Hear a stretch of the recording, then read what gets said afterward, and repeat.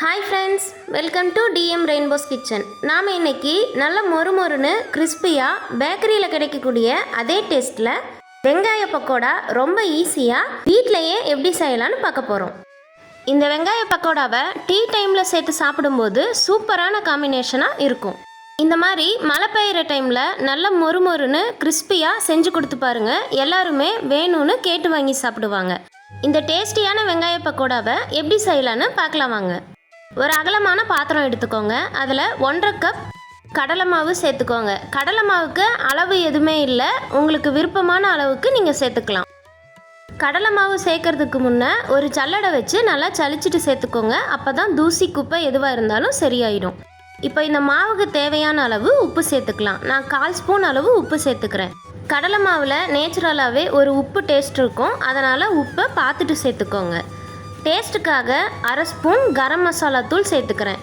கரம் மசாலா தூள் சேர்த்து செஞ்சிங்கன்னா பக்கோடா நல்லா டேஸ்ட்டாக சூப்பராக கிடைக்கும். காரத்துக்காக 1/2 ஸ்பூன் மிளகாய்த்தூள் சேர்த்துக்கிறேன். உங்களுக்கு காரம் அதிகம் பிடிக்கும்னா 1 ஸ்பூன்லேருந்து 1.5 ஸ்பூன் வரைக்கும் நீங்கள் மிளகாய்த்தூள் சேர்த்துக்கலாம்.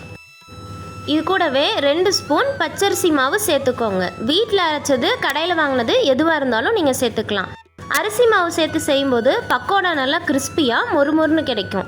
கை வச்சு ஒரு முறை நல்லா கலந்து விட்டுருங்க. இப்போ ஆயிலை நல்லா சூடு பண்ணிவிட்டு 2 ஸ்பூன் வரைக்கும் நீங்கள் சேர்த்துக்கலாம்.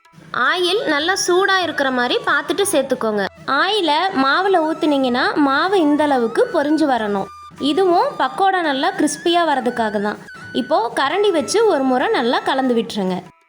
இது கூடவே ஃப்ளேவருக்காக 1/4 ஸ்பூன் சோம்பு சேர்த்துக்கோங்க. கொஞ்சமாக கருவேப்பிலை சேர்த்துக்கோங்க. கடைகளில் நார்மலாக வெங்காய பக்கோடா செய்யும்போது கருவேப்பிலை அதிக அளவில் சேர்த்துப்பாங்க. அப்போ தான் டேஸ்ட் ரொம்பவே சூப்பராக இருக்கும். இது கூடவே 1 ஸ்பூன் இஞ்சி பூண்டு பேஸ்ட் சேர்த்துக்கோங்க. மீடியம் சைஸில் 3 பெரிய வெங்காயத்தை நீல வாக்கில் இது போல் கட் பண்ணி வச்சுருக்கேன். வெங்காயம் சின்னதாக இருந்ததுன்னா 4லேருந்து 5 வெங்காயம் வரைக்கும் நீங்கள் சேர்த்துக்கலாம். உங்களால் எந்த அளவுக்கு லேஸாக கட் பண்ண முடியுமோ அந்தளவுக்கு நல்லா லேஸாக கட் பண்ணி எடுத்துக்கோங்க. நாம் அரிஞ்சு எடுத்து வச்சுருக்க வெங்காயத்தை இப்போ இந்த மாவு கூடவே சேர்த்துக்கோங்க. வெங்காயம் அதிக அளவில் சேர்த்துக்கிட்டிங்கன்னா தான் டேஸ்ட் ரொம்பவே சூப்பராக இருக்கும்.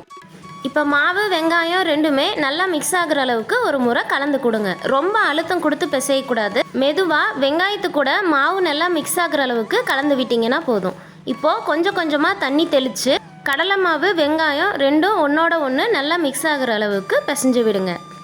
ரொம்ப அழுத்தி பிசைஞ்சிட்டிங்கன்னா வெங்காயம் தண்ணி விட ஆரம்பிச்சிடும். பக்கோடா மொறுமொறுன்னு இல்லாமல் மெது பக்கோடா போல் சாஃப்டாக நமக்கு கிடைக்க ஆரம்பிக்கும். பாருங்கள், நல்லா பிசைஞ்சதுக்கப்புறம் மாவு இந்த அளவுக்கு இருக்கணும். கையில் தொட்டு பார்த்தீங்கன்னா லைட்டாக ஈரப்பதம் இருக்கணும். எண்ணெயில் பிழிஞ்சு விடும்போது இந்த அளவுக்கு உதிரி உதிரியாக விழுகணும். இது சரியான பதம். எண்ணெய் நல்லா சூடானதுக்கப்புறம் அடுப்பை மீடியம் ஃப்ளேமில் வச்சுட்டு கையில் மாவு எடுத்து இது போல் எண்ணெயில் பிழிஞ்சு விடுங்க. உங்களுக்கு மாவு கொஞ்சம் லூஸாக இருக்க மாதிரி தோணுச்சுன்னா மறுபடியும் கொஞ்சமாக கடலை மாவு சேர்த்துக்கோங்க. தண்ணி அதிக அளவில் சேர்த்துடாமல் பார்த்துக்கோங்க. பக்கோடாவை எண்ணெயில் சேர்த்துட்டு உடனே கலந்து விடக்கூடாது. 2 நிமிஷம் கழிச்சு கரண்டி வச்சு இது போல் நல்லா திருப்பி விடுங்க. இந்த வெங்காய பக்கோடாவை ரொம்ப ஈஸியாக 10 நிமிஷத்தில் நீங்கள் செஞ்சு முடிச்சிடலாம். இது போல் 2 பக்கமும் நல்லா திருப்பி விட்டுட்டு பக்கோடா இந்த அளவுக்கு நல்லா கலர் மாதிரி எண்ணெயோட சலசலப்பு அடங்கினதுக்கப்புறம் எண்ணெயை நல்லா வடிச்சிட்டு எடுத்துக்கோங்க. பக்கோடாவோட கலர் இந்த அளவுக்கு நல்லா கோல்டன் ப்ரௌன் ஆனதுக்கப்புறம் நான் எடுத்திருக்கேன். உங்களுக்கு இன்னும் கொஞ்சம் லைட்டாக கலர் வேணும்னா கொஞ்சம் முன்னாடியே எண்ணெயிலேருந்து நல்லா வடிச்சிட்டு எடுத்துக்கோங்க. இப்போ இந்த பக்கோடாவை ஒரு டிஷ்யூ பேப்பர் இல்லைனா நார்மலாக ஒரு பேப்பருக்கு மாற்றிக்கோங்க. எக்ஸஸாக இருக்க எண்ணெயை உறிஞ்சிடும். அவ்வளோதான், நல்லா சூப்பராக மொறுமொறுன்னு கிறிஸ்பியாக பேக்கரியில் கிடைக்கக்கூடிய அதே டேஸ்ட்டில் வெங்காய பக்கோடா சூப்பராக ரெடி ஆயிடுச்சு. நாம் இன்னைக்கு செஞ்சுருக்கிறது போலவே ஈஸியான ஸ்டெப்பில் இந்த வெங்காய பக்கோடாவை நீங்களும் செஞ்சு பார்த்துட்டு டேஸ்ட் எப்படி இருந்ததுன்னு மறக்காமல் கமெண்ட் பண்ணுங்கள். இந்த பக்கோடா ரெசிபி உங்களுக்கு பிடிச்சிருந்ததுன்னா லைக் பண்ணுங்கள். உங்கள் ஃப்ரெண்ட்ஸ் கூட நிறைய ஷேர் பண்ணுங்கள். மறக்காமல் டிஎம் ரெயின்போஸ் கிச்சனை சப்ஸ்கிரைப் பண்ணிக்கோங்க.